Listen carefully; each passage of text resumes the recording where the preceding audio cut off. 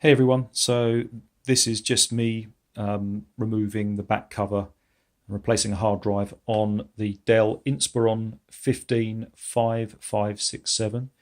So basically all these screws need to be removed everywhere. There's nothing under the rubber feet, so don't worry about that. Once you've removed this screw, you can remove the CD-ROM, and that will then expose three more screws, those kind of flat ones here.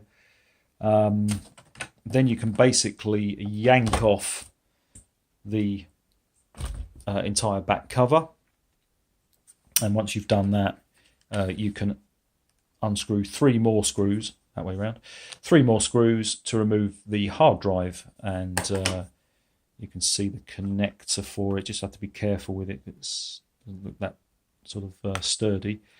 So I can replace the hard drive with a new one there. The battery, as you can see, is underneath here if you need to replace that. Okay, that's the Inspiron 15.